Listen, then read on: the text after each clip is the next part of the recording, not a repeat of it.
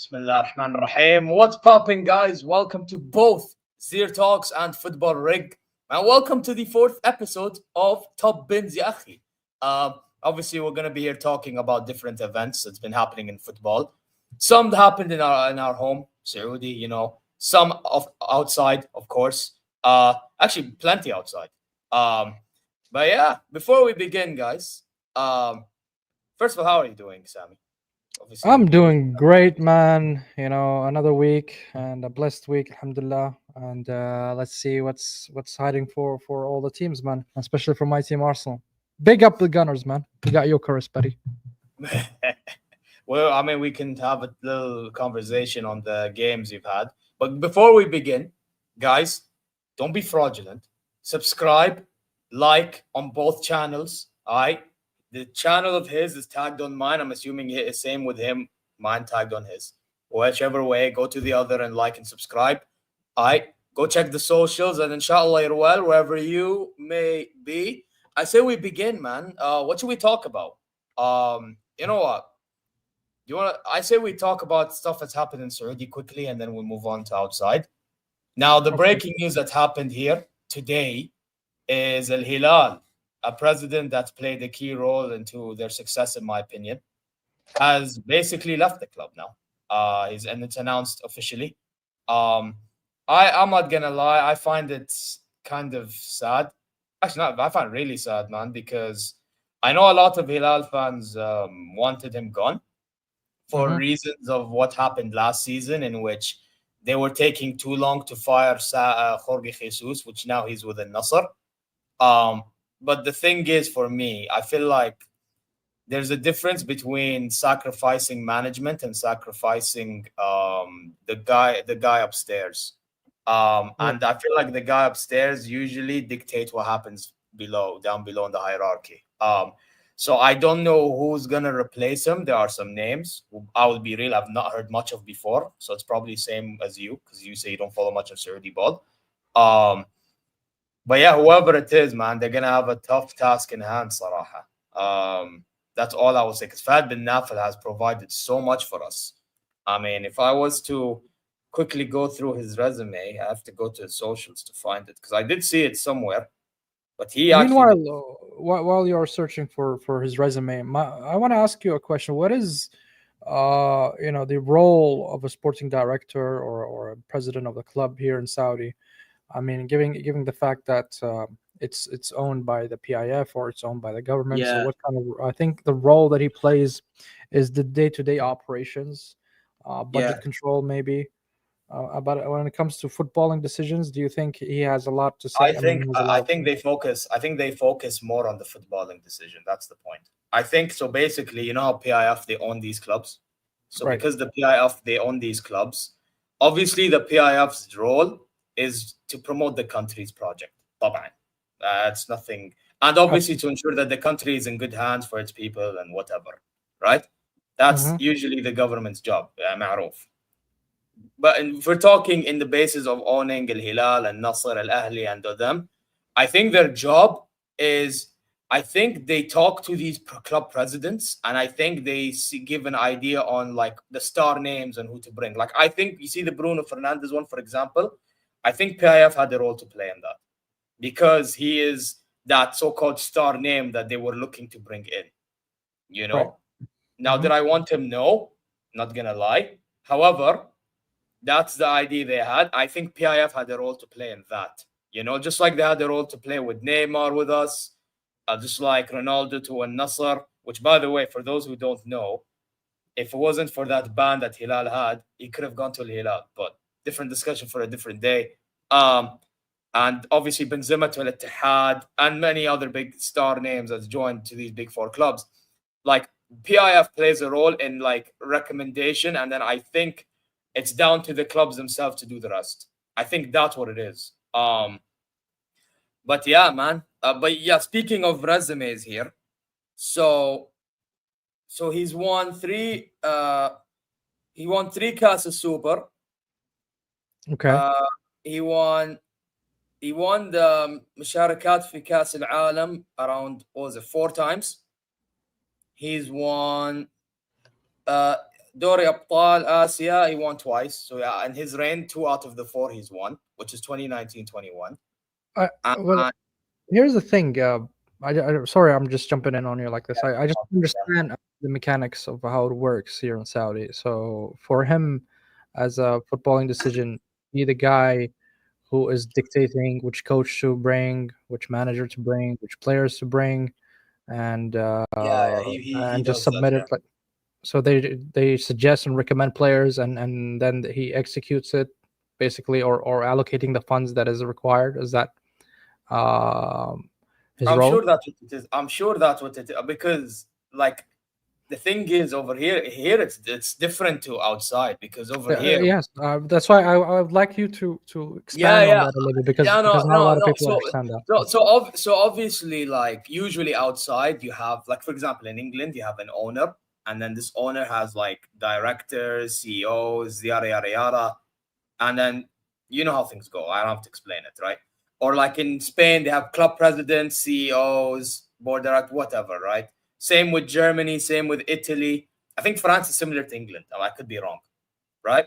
But so over Mhm. here, it's similar to the English and French model. However, because the Big 4 is owned by one government, so what happens usually is I think they just focus on like targeting the big names. I don't think they really target, and they allocate certain funds to these clubs as well. Of So do you course. think? So do you think now that he's laid off or he retired, whatever you want to call it, do you think the targets of Al Hilal will differ now? It will be different targets that they will pursue.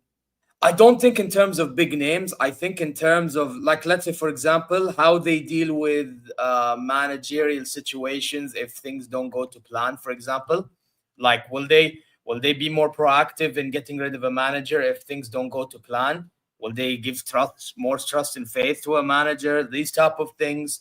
Um, how will they manage player? How will they manage player targets that's not superstar named?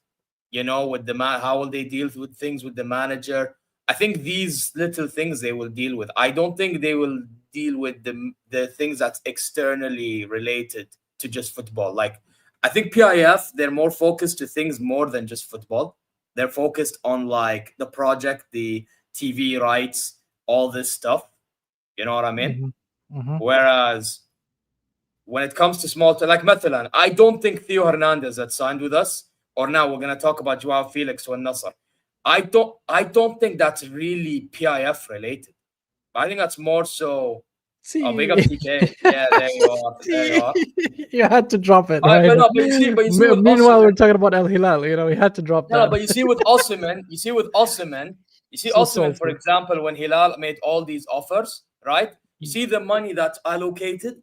That PIF plays a role, a key. Like there's no way the club itself play a role. You understand? Like the money Yeah. that's allocated to Al Hilal, that's PIF. That's nowhere else to be. Like Mm. there's no way Al Hilal themselves alone is doing all this. But the idea of getting Osimhen, I think, is down to the club because they needed a striker. Well, we Okay. need a striker. Famed? Yeah, yeah. I've Like seen Al there's Hilal so many pursuing many factors. By strikers. the way, sometimes Walid bin Talal, he actually sometimes contributes in some transfers. Like last summer, he contributed in Joao Cancelo joining in because we got rid of Saud Abdel I think Hamid. also Bono as well. He Yassine funded that. Bono, yes. Hmm. So this is why, like, there's so many factors that we have to consider when talking about Saudi transfer dealings. I You feel want to like. reply to T? But my club putting it out without even playing them, I'm bro TKA. It's the biggest piece of dog shit that I have ever heard. Everyone's laughing, by the way, but it's true because everybody's heard it too. Everyone heard it, right? They look at all. Everyone's like, "Yeah, big piece of dog shit." Zane hate watch isn't coming, by the way. Don't forget. So, so I just want to ask, if you play Galatasaray, you think you're gonna demolish them, No, I never said we're gonna demolish them, bro. or Galatasaray are building a team, win, at least win. but we'll give them, bro. If we can give City a run for their money, why can't we give Galatasaray a run for their money? Oh, T. You see here, here's Al Hilal fan saying that they will smack you. Bro. Like, what? You want me to bow down, bro? Are you crazy? I gave Man City and Real Madrid a run for their money. I'm not gonna bow down to fucking Galatasaray. Come on, man. Allow me with this bullshit, bro. You are literally just a Turkish version of Saudi League. Add the Champions League onto it, and that's why people choose you. Like, you're literally like us, just with Champions League football. Allow it. Okay. But yeah, let's move Yeah, on I know. to Don't Joao worry. Felix. What do you think of Joao Felix to Al Nassr? You think that's a level raiser for Al Nassr, or you think it will help them win the league or something? We're broke. You're broke. You spent 75 million. What do you mean you're broke? Wait, aren't you paying Osimhen somewhat he wants? Bro, shut up, man. See, these guys, they chat so much pukaria, ya akhi. They chat so much zbala, ya akhi. Shut up. Seriously, TK, man, you fraud. Now, but listen. About Joao Felix, so we don't like deflect frauds. Listen, I actually think, as much as I don't like Al-Nassr, yeah, I have to say, I actually think under Jorge Jesus he will cook. Because he'll play a similar role to how Malcolm played with us last season when he was good, in which he'd play from Nus in the middle. So then he would create for like the likes of Ronaldo, Sadio Mane, etc. Right. I actually think he would be the guy that's pulling strings in the middle. Not gonna lie. Okay, Jofus, stay tuned. We're gonna hit the Liverpool segment. We're gonna talk on lengthen about it. But back to Joao Felix. Joao Felix is a type of player that fell off a cliff. He had a lot of potential.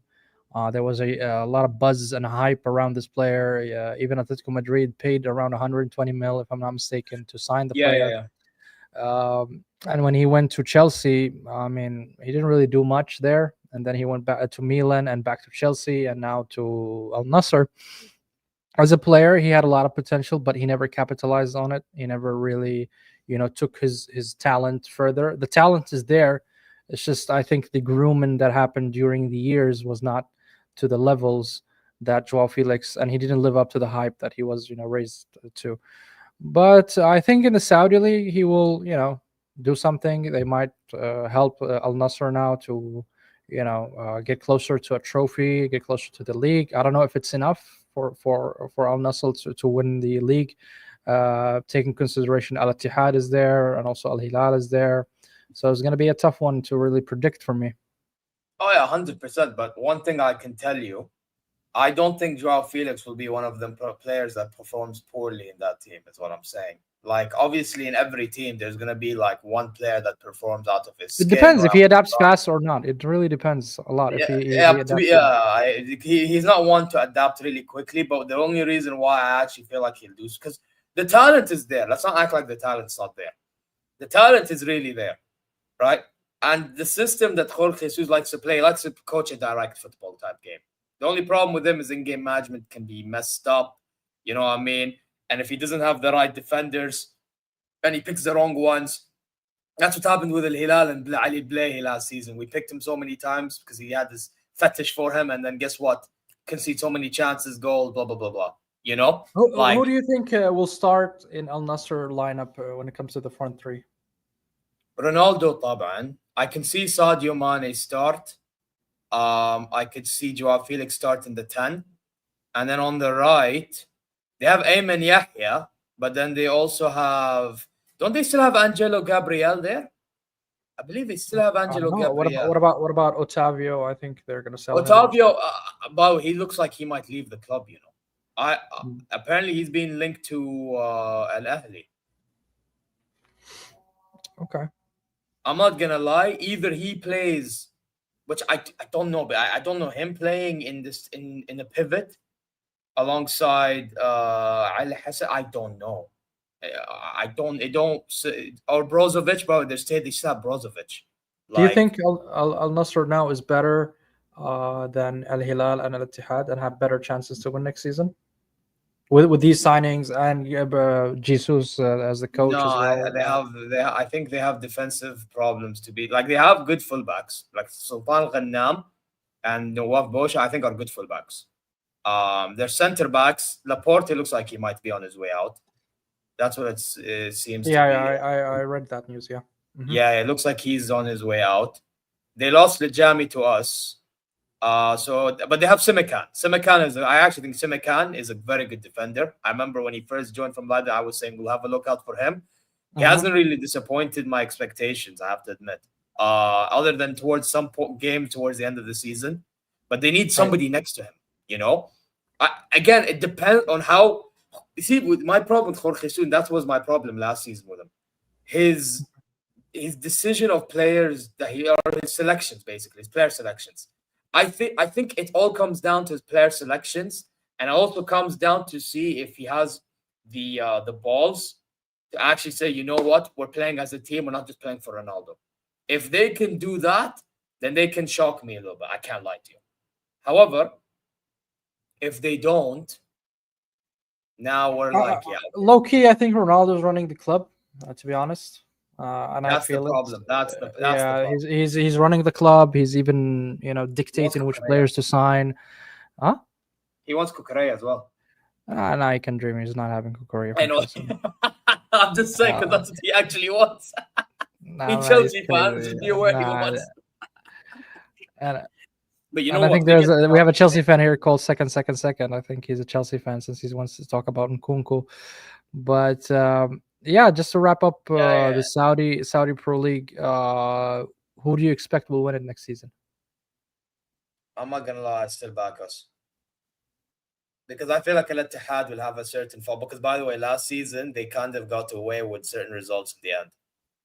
And I don't think they've managed to. I don't think they've fixed their squad since the transfer window started, have they? I don't think they've done much business. So, and we've been doing business to some degree. We've been trying to get a striker. We still haven't got him in. But we got and we show what we can do in the Club World Cup. So I would back us still to win it. I can't lie. By the way, quickly before we move on, if they get Renato Vega to Nasser, that's a good signing as well. Because I know that because of Hanchko failing and he went to Atletico Madrid. Vega, the guy who's playing for Al Ahly. Vega. Not Gabri Vega. Renato Vega. Renato Vega. Oh, Renato Vega, the one who was playing Juventus. Sorry, Gabri Vega went to Porto. Yeah, I'm talking about Renato Vega, centre back. If he joins in Nasser, that's a good move. Yeah, well, if you pay the amount that Chelsea he's a Chelsea player, right? Who's in loan, Juventus, if I'm not mistaken. If you pay the fee, I think they slapped a 40 mil price tag on him. So if you pay it, I think you can have him.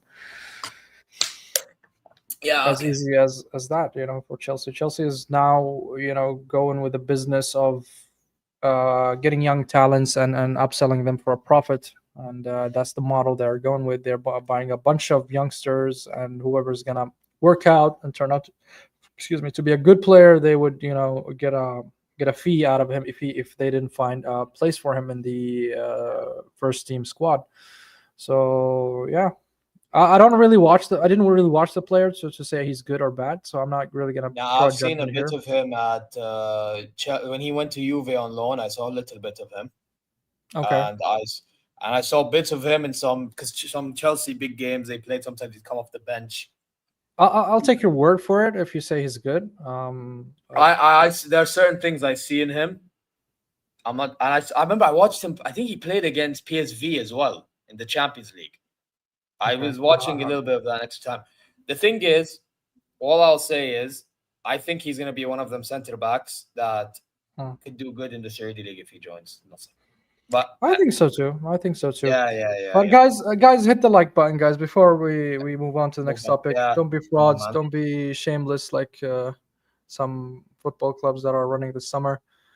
AKA Bayern Munchen, who's funding Liverpool, who just paid 75 million euros. So don't be frauds like Bayern. I guess that's a transition right there. Yeah, man. This is a segue, but hit the like button. Before that, hit the like button. That's a segue and a half. No, but listen, Diaz is done. It got announced today. Actually, it was told that it was supposed to be announced tomorrow, but they announce it today. Right. And listen, Muller. What happened to the legend Muller? Yeah, he's going to Whitecaps. Khalas. Bro, my legend right there, bro. You get me? It's right there, bro. Listen, Diaz move again. Yeah, As I said before, I'm not really as moved yet yeah. because I feel like we could have paid a little bit more for Rodrigo and done, but again, our board cares too much about wage structure. I don't know about that when you're paying 14 million a year, but I mean, yallah. But I mean, better than paying Nabri and Coman more than that by, I don't know, 4 million or 5 million, depending on the player. So listen, I'll take it. I'll take it. You know, there's no choice. I have no choice. I have to take it now. Uh, listen, I just hope that he actually provides this work ethic that they show, or not the show that they tell me that he shows, or they tell us fans that he shows. I hope that he actually provides better output than I expect, or as good as output that he probably did last Mm, season, because that's yeah, respectable. You know what I mean? Um, yeah.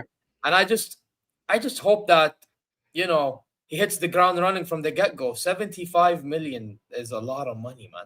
But A I lot saw of your tweet, and honestly, your tweet does not seem a fan who's optimistic from the signing. I'll be No fair. shit, I'm not optimistic from the fucking side. No, So listen, Sarah, yeah, no. By the way, listen.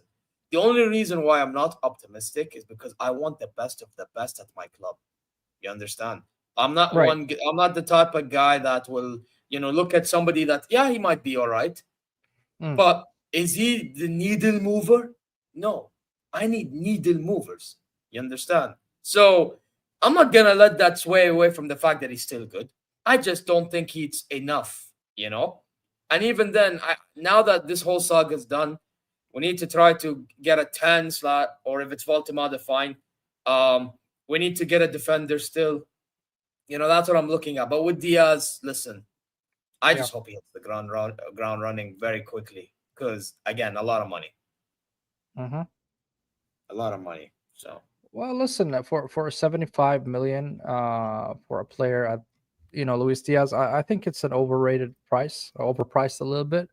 But if you look at the market, if Madueke is 50, then I understand why Luis Diaz is yeah. No. Liverpool. I'm not. By the way, I'm not crapping on Liverpool. Like, they man, did what they had to do. and they They had like 17 goals last season. I'm checking now the stats as we were speaking. 17 goals, 8 assists. So for a winger, it's not bad. The output is not all bad. comps. Is that all comps? Yeah, all comps. Yes, for the Premier League, he scored 13 goals and 7 assists. So still not bad for a winger. It could be better, of course, but it's still not bad. And yes, Luis Diaz has a problem when it comes to the final third. It has a problem with his final, I would say, output. Does he score a lot of goals or be effective after all these dribbles? And I remember even Hussam, shout out to him, he's saying that like, dribble, dribble, dribble, dribble, dribble, dribble, and he never gets anything done. But I think Bayern Munich can take him a step further when it comes to his development and maturity and his decision making to be better. Is Yeah. he, like you said, the level raiser, or is he the needle mover for you guys to win the Champions League? I highly doubt it, but I think he's gonna, bang in the Bundesliga, in my opinion. Yeah. No, I hear it, man. I hear. Hey, listen. All I can hope for with what's his name, Diaz, is again just consistency is all I ask. You know what I mean? All I ask. Because by the way, I do, from what I was told and what I've seen some games, I am aware that he can work hard for the ball. I'm aware that he will be pressing a lot.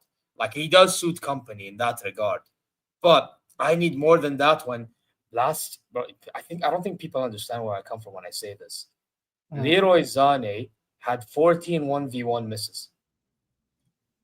You know how much PTSD I have just from seeing that?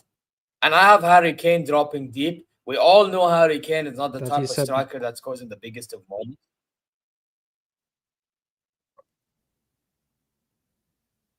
Very good Sorry. player. He has improved a lot since he joined Liverpool, hence the high goal return. No, again, last season, I actually think was his best season at your club. Mm. I would say that, and his second half, and the first half of that season, or second half of the season that they will go for the quad. Those were his two good runs, you know? But I don't know, man. But if he, Yeah, if he plays him false nine. If you play, as according to Ravi here, he's saying playing false nine. So where would Harry Kane play? Yeah, no, but I think he's saying that on the basis of if Kane drops deep, he occupies his position. He could make that run. I mean, if Harry Kane drops deep and he makes the run for it, I mean, Harry Kane is also known for his long ball passing. It's pretty good and accurate. Listen, by the way, people need to understand. I'm not saying Luis Diaz is a bad football player. I actually, from before, said I actually think he's a quality footballer.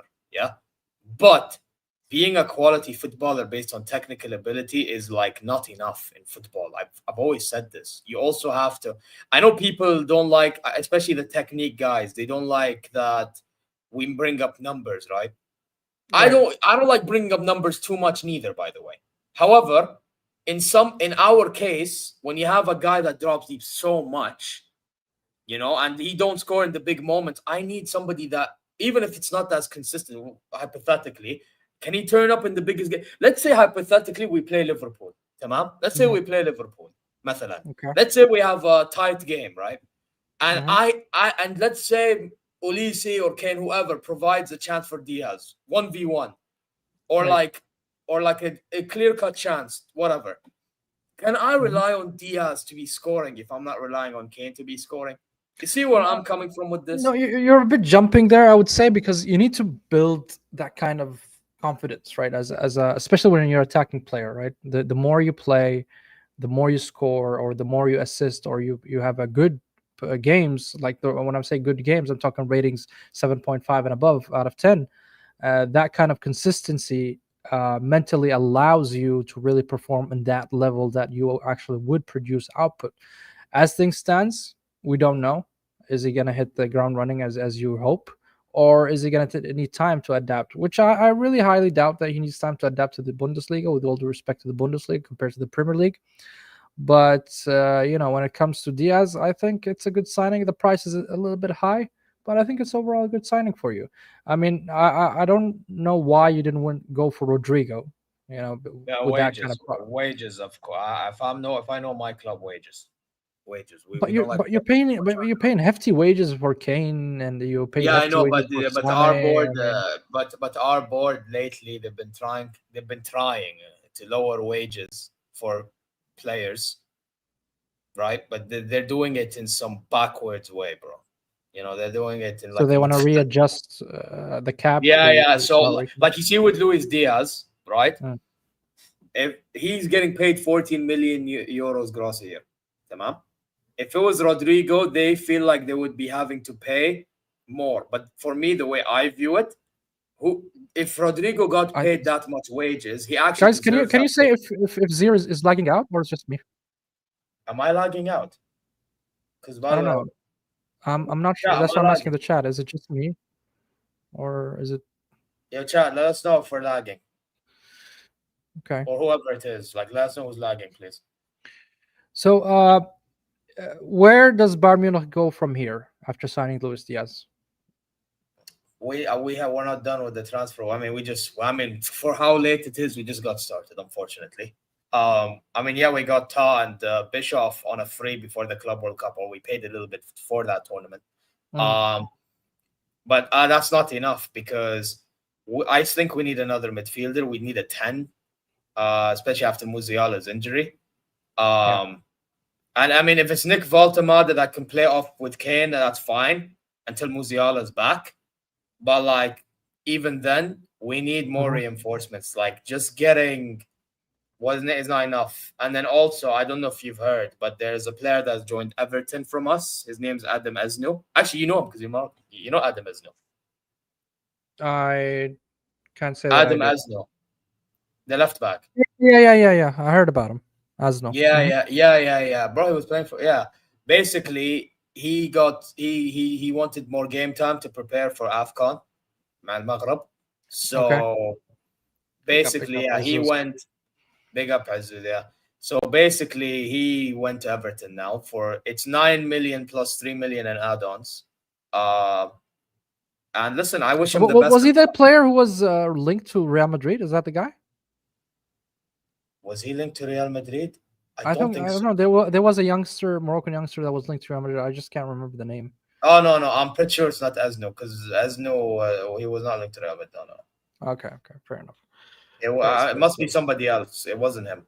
So who's in the market for, in your opinion, would join Bayern Munich, and it's feasible for you to sign, in your opinion, and that fits your wage structure, that fits your play style, that fits, Voltemade is one of them because he would earn 10 million a year. Perfect. who? Voltemade, the Stuttgart Ah, striker, that's 10 we're going for. Yeah, if he joins, that's perfect because he fits these 10 million according, like deal terms agreed 10 million. Perfect. Right?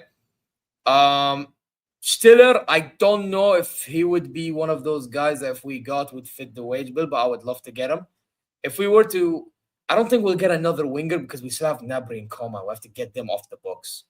So I think Diaz is going to be the only winger we get. Maybe if we get another 10, sure. I won't be shocked if Paul Vanner, if he proves himself to be part of the team. We have Leonard Karl, some German youngster that's going to be back up to Olise now.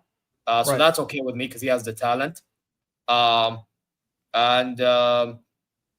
So for me, it's just down to midfield. And I think we need a defender, bro. For me, it's like I'm more worried about reinforcements for like the amount of players that we have in our team and what could be happening during the season if there's any injuries, some halla or kida, you know, like I'm more concerned about that than the wages, if I'm being really honest. Because I feel like with the wages, yeah, that it's important to manage the wages because it obviously like indicates the whole sustainability of a club and all that. I understand that. I'm not denying that. My thing is though, this wage thing should not be as much of a big of a deal as they're making it out to be. You understand? So yeah. By the way, big up Alf for the raid. I see Alf is raided. Slap the likes and subscribe, man. Come on, man. Don't be frauds. But yeah, big up to every single one. Go to Footbal Rig and subscribe to him as well. And like stream. We're dual streaming. But yeah, I think we should move on from this. Yeah, Liverpool. It looks like Isak is going AWOL. And apparently he's agreed terms with yep, and it looks like he's agreed terms with Liverpool themselves. Yes, they have agreed up to 2031. Personal terms agreed. I think what's really hindering this transfer is Newcastle wants to secure a striker before they allow Isak to leave. So they are in discussion with Cisco. They are discussing. I don't know what other targets that Newcastle have in their short list, but I don't think they will allow Isak to join, where without being able to sign a replacement for Isak. So they're looking at, like I said, Cisco and some other players. So let's wait and see the saga. But to be honest, Newcastle got dunked on this summer transfer window by Liverpool. They signed their first target, which is PK. And now I also read that Man United is pushing hard on Cisco, and they might really get us. Yeah, so Newcastle has a long way ahead to challenge with those big clubs. You know, the well heritage club, I would say, like United, City, not City, like Liverpool and Arsenal. They would really have to fight, a long battle. I would say it's not going to happen in a year or two. Newcastle has to grow gradually, grow in the fan base, and that's how you grow, your attraction and your pull actually, gets better as Newcastle. But back to Liverpool, I think Liverpool is having a phenomenal window so far, and if they top it up with the Isak, and rumors also said that Rodrigo might be also a target, I think this is the most craziest summer window that I've ever witnessed in my life. I mentioned this in many videos. The last crazy summer window that I've seen that went like that was 2009 with Real Madrid, when they signed Ronaldo, Kaká, Benzema, and Xabi Alonso in one window. That was crazy for me. And at that time, 94 million euros was something. I think it's equivalent to 150 now.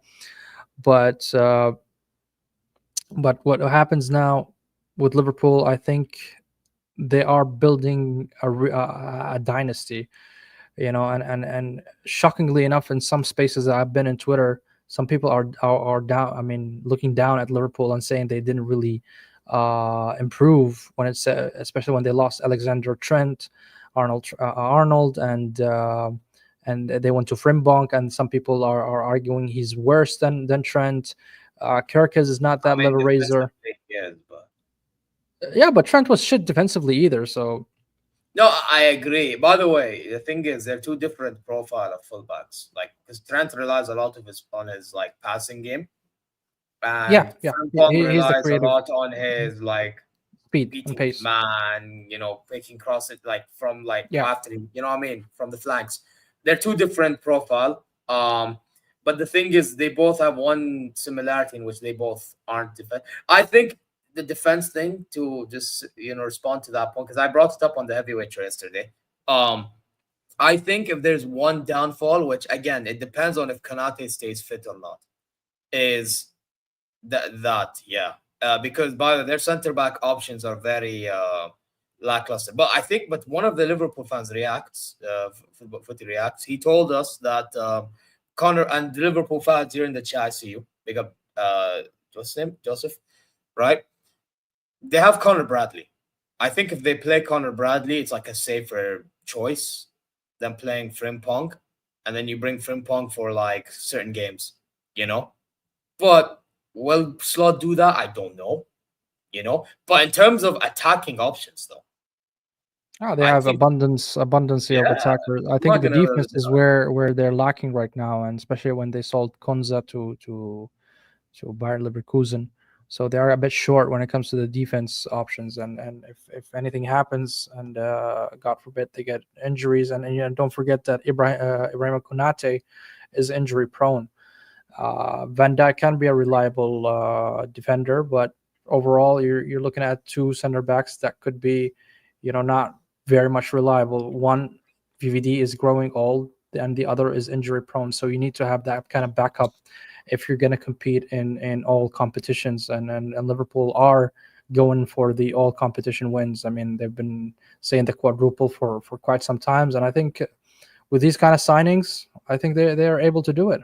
No shit. I mean, I'm not joking. I think Liverpool can go and win the quadruple next season because of the way they are moving in the transfer window. Yeah, man, I hear it. Anyway, it'll be interesting to see how Liverpool will be moving during the season. I can't lie, because these are. By the way, I won't be shocked if Ekitike and Isak play wider. They're relying on this Mbangula guy. I don't know. I've seen like some clips of him. Some are even saying that left winger of theirs. They have a young left winger that's been balling out. No idea, to be honest with you. Oh, well, some Liverpool fans getting a little too giddy too quick, but I mean, everyone would when they have a gem. Some are trolling, some are not. You know how it is. It's like with your fans with Dauman. This is what it. Hey, that guy is legit, bro. That kid can play, man. That kid can play, man. Look, I'll do the same with Leonard Carl. Yeah, let's go. Yeah, next look, man. I watched the game, and I'm telling you, the guy is a baller, man. He's even better than the wingers that we currently have. If I'm comparing to Martinelli, to Trossard, to Madueke, he's levels ahead of them, man. At 15 years old, and you're playing like that, man. Those are serious talks here, man. Yeah. Good transition. Arsenal friendlies, guys. How was your games? I didn't watch it. Well, we won the two games against Milan and against Newcastle. I enjoyed the Newcastle more because I've seen the players kind of gelled a little bit, and that Max Dauman, that 30 minutes that he played, that cameo, it was something, man, to watch. Really, the game was dead until he came, and wow, that we have a gem in our pocket. This is now the second, or I would say the third, after Nwaneri and Skelly, and now we're seeing Max Dauman. I mean, Arsenal are cooking when it comes to the young talents and the upcoming young talents, and I'm very happy to see that. But can we actually, and this is what is upsetting. I mean, we could have relied on these youngsters, Nwaneri and Max Dauman, better than Madueke. And you paid 52 million for Madueke, man. It's and they're all playing the same, and that's the thing, the upcoming youngsters that we have, they're all right wingers. Like Nwaneri plays in the right wing, Max Dauman is good at the right wing, and Madueke is a right winger. So we have a right wingers in abundance. So I don't know why we signed the guy. I mean, unless he's going to play in the left wing, and it's going to be a disaster to see Madueke playing on the left wing, in my opinion. But it is what it is. I mean, he's an Arsenal player. We need to back him up, and yeah. Overall, I think Arsenal looking solid. I'm so excited to see Gyökeres. I haven't seen Gyökeres. We saw him in the Newcastle game. He just came in. He just came to the stadium. But when it comes to Gyökeres, man, I'm so excited to see the player. I'm so happy that we signed him. And then let's hope this Bagsman is really the missing piece in Arsenal, even though I think that we're missing a left winger as well. But let's see, man. I'm excited. I mean, let's top it up with a winger. I heard some news, like even today, like Footy Judge Mo, I saw him talking about Arsenal want to sign Leao and or Rodrigo, and I think those are very good options if we sign Leao or Rodrigo. And a lot of people are saying Leao is not the guy. I mean, Leao is lazy. Leao has an attitude. I don't think he's the guy if you want him to work hard. I don't care about working hard if you're that good. You know. Yeah, but like here's the thing: he's not consistent enough, bro. He's not consistent enough. Like, forget about only working hard. Look. Footy Judge Mo had a shout out to him. He had a point where we saw Leao helping Milan, lifting a trophy by his own, and he really carried Milan. So the guy has the potential and the levels to do it. It's just you need to get him in form, and he's not that old. He's not like 29 or 28. He's like 24, if I'm not mistaken. Let me just look at this quickly. Yeah, but by the way, for you to get, I don't think you'll get him. You know why I don't think you'll get him? Why not? You're gonna have to pay over 100 million. Are you gonna do that? I heard the price tag was around 70, 80 mil. Nah. So he's 26. He's 26. Milan are gonna want more money. Trust me, Milan gonna want more money. So be it, man. If they want more money, put the money. Yeah, but my question is, will Arsenal want to pay that money? And then the way I mean, they should, man. They should if they are serious. Obviously, bro, Habibi, they should. Habibi, any club should go. No, what I'm saying is, we want to bridge the gap between us and Liverpool. You need to do such moves, man. Otherwise, Liverpool are just gonna. Yeah, we agree, but will they? You see, there's a difference between should. I think we've seen enough. I think we've seen enough. Yeah, I think we've seen enough from Arsenal that they can do it. We saw it with Declan Rice, where they paid 100 and when they slapped 105 mil. We've seen it with even Pepe before with 78 mil.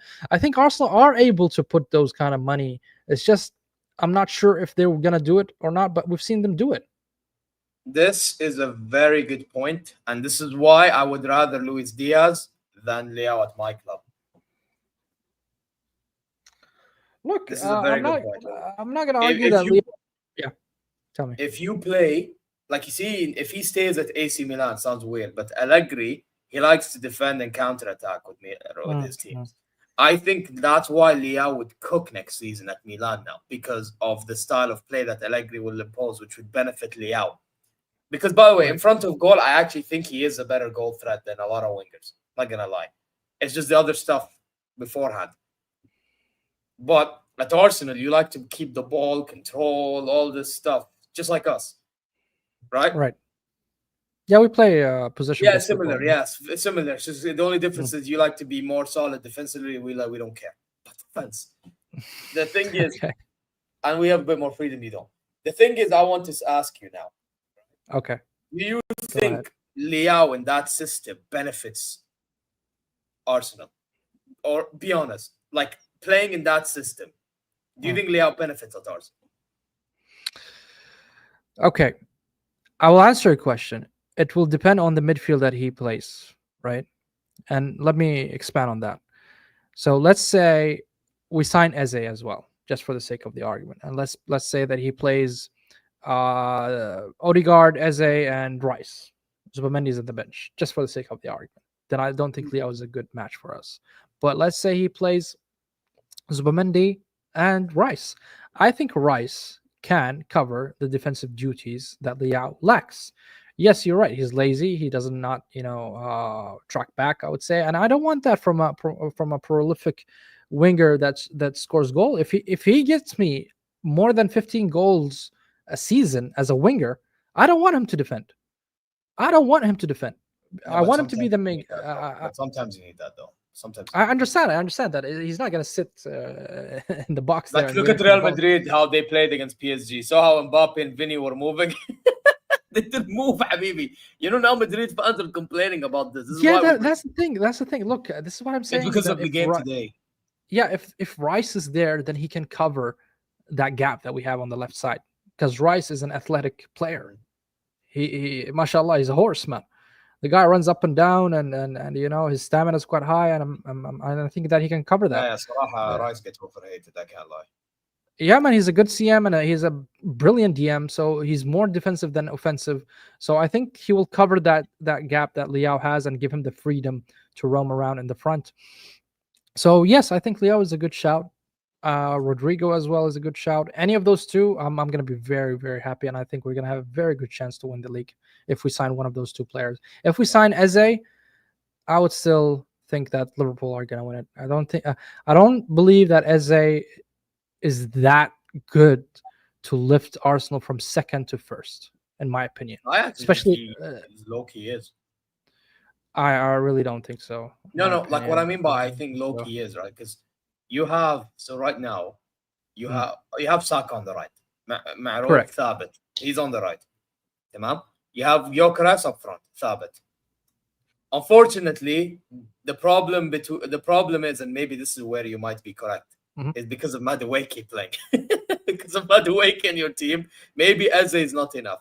But let's say you had another player and you had Eze, you know, that's when I'm like, okay, yeah, we have a chance. But because of that Madueke, that Arteta decided to bring in, that's why it makes it look. Again, it depends if you had a better winger next to these, man. That's what I'm saying. And you have Odegaard, bro. That guy needs to wake up because you know Arteta's gonna play him. You know Arteta's gonna bloody play him.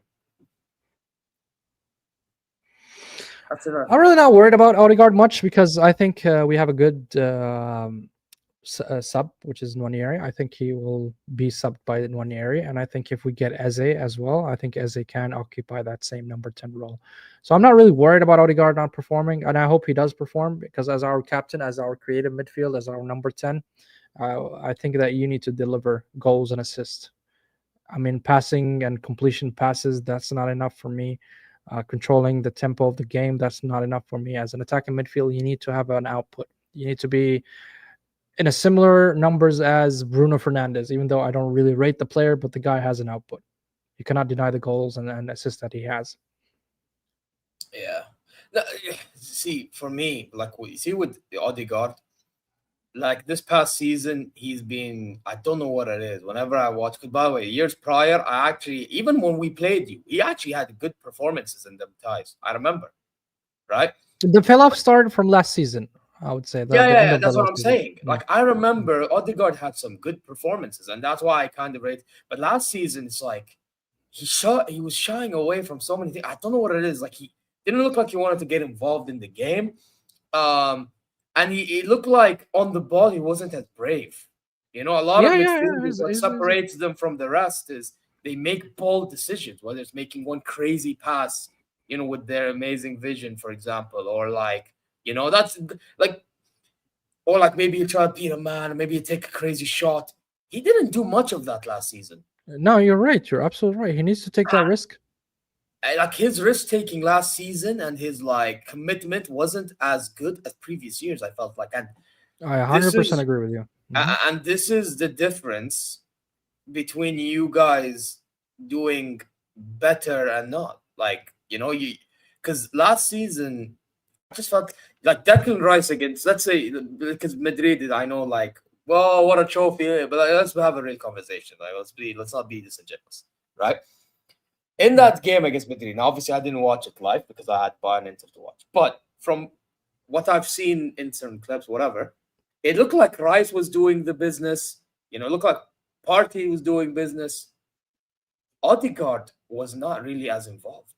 No, he got carried that game completely. You're absolutely right. He really got carried. Saka in both legs. done the job. Martinelli, to some degree, done the job. Yes. You know, looking lively, right?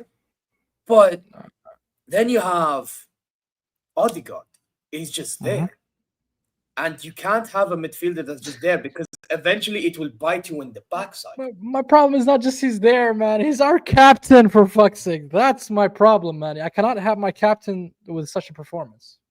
I need my Yeah, captain to that's be Captain has to aggressive. be. I need that. Yeah. You know what I mean? Bro, Because give Declan Rice captaincy. I'm not gonna lie. you're the leader that the players will turn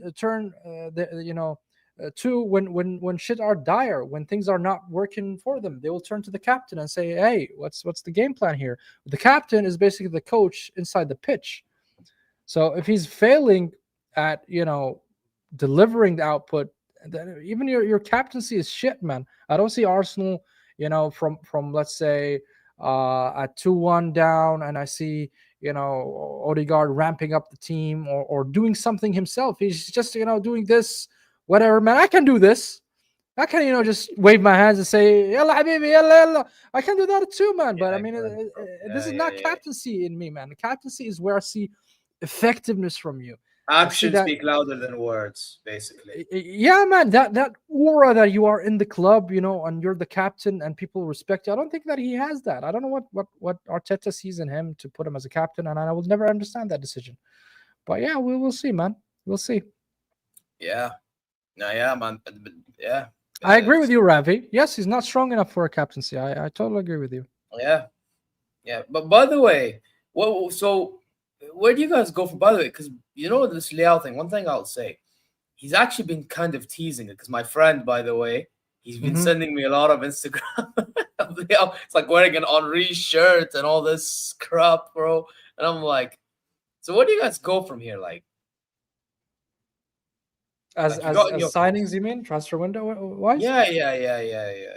I think the left wing would be the primary position to be reinforced. I heard also Trossard. There's an interest from Borussia Dortmund. I think, they are interested in Trossard, and Arsenal, I think, request is £25 million. I think that can be, negotiated to 20 maybe. And if Trossard leaves, I think that opens the door for either Eze or Rodrigo or Liao, for that matter. So I think the left wing is going to be our priority, and we're just going to call it a day and say that's our summer. In an ideal world for me is if we sign Eze and a left winger. That would be a 10 out of 10 window for me personally, in an ideal world, in ideal cases. But I don't think it will happen. I think it will be only Eze or one of those two wingers that we just discussed. So wait, now I just realized, so your midfield is gonna be Rice, Zubimendi, صح? Rice or Zubimendi? I think the majority of the games he will play Zubimendi, Rice, and Odegaard. I think that will be his strong starting three in the midfield. Yeah. I actually think Zubimendi would, but you know what? But that would then mean I actually think Rice have to play deeper next. Man, Zubimendi, man, he's a baller. He's a baller, bro. That's why I'm saying I think Rice has to play deeper next season. By the way, I don't think he can be box to box as much. We'll see. I actually think all this will benefit Rice more than anybody. I think I've always said Rice for me is a better DM. That ball winning midfielder, bro. I've always said there's something about Declan Rice for me that screams pure 6. Like ball winning. He is, I think, a better 6 than an 8. But that people think he's better 8. I don't think he's better 6. Yeah. But I think Zubimendi, man, is something else. The way he controls the game, the decision making, the passing.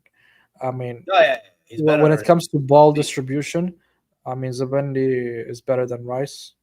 But let's say maybe when it comes to tackles, maybe Rice is better. There are some pros and cons here and there. But overall, I think moving forward, Arteta is going to rely on Zubimendi as the number 6. So that you mean that like Regista, like he just tries to be press resistant and try to start attacks. In a similar manner how Newcastle's playing Joelinton and Bruno Fernandes and Tonali, or like City with Rodri for example, and other Reinders, for example. Yeah, we had that once with Thiago. That guy was unreal. Yeah, man. No, I get it, man. I get it. That's just because by the way, if Zubimendi is going to be like, doing all these things. I think Rice needs to be focusing on like helping out and winning the ball, helping out, take up positions that's being left out. It's gonna have to be workhorse, bro. That guy's gonna have to be a dog. You know what I mean? No pun intended. So yeah, that's what I would say on Arsenal, bro. Is there anything else we need to talk on? Not really. Well, I mean, United, Sesko. You think we get him? Yeah, United are going for Sesko. I mean, there's not much to say there. I mean, they're still in the negotiation phase. Sesko has 2 offers on the table. He has Newcastle.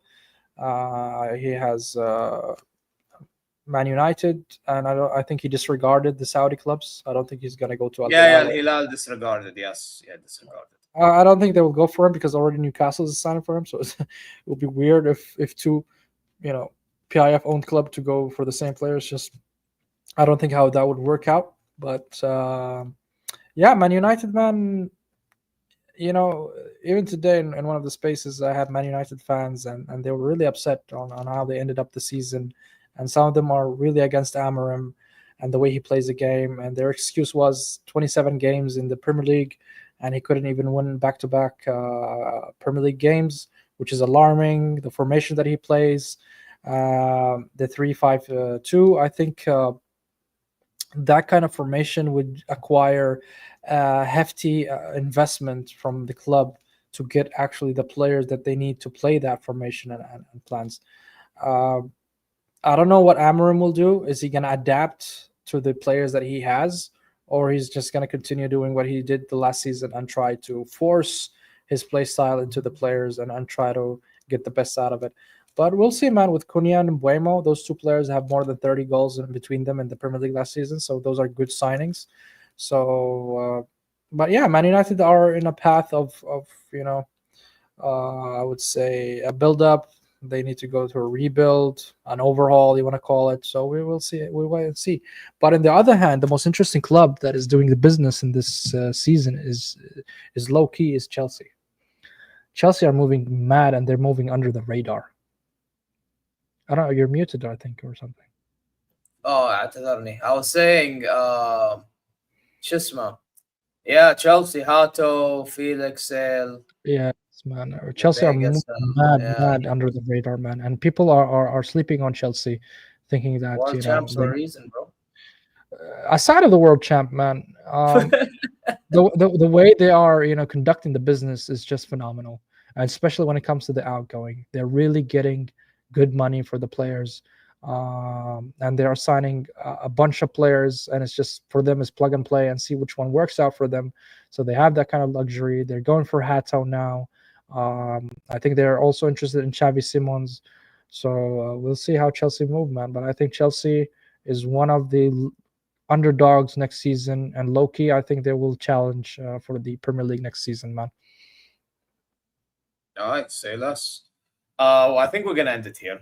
And yeah, listen, we're gonna redirect to Waffle Don. He's live, so we're just gonna redirect to him. But guys, big up to every single one of you. You know what I'm saying? I believe this was a good episode, man. You know what I mean? It was, man. It was. Hit the like button, guys. Subscribe to both of the channels. We really appreciate you being here. Thanks for tuning in. And Zeer, as always, it's a pleasure, mate. It's a pleasure, buddy. But listen, guys, I don't have to say it again. He's already said it. And inshallah, you're well wherever you guys are. Yeah, this stream, and by the way, for those who are in what's his name, Sammy's stream, we're gonna redirect from mine to Waffle Don. When we get there, Zeer raid. That's all you have to say. Anyways, take care, and I'm not gonna lie. What? I don't know, man. Why you paused there? That was a weird pause. This is the clip I want to play on the way out, man. Sometimes maybe good, sometimes maybe shit. Yeah, well, that's just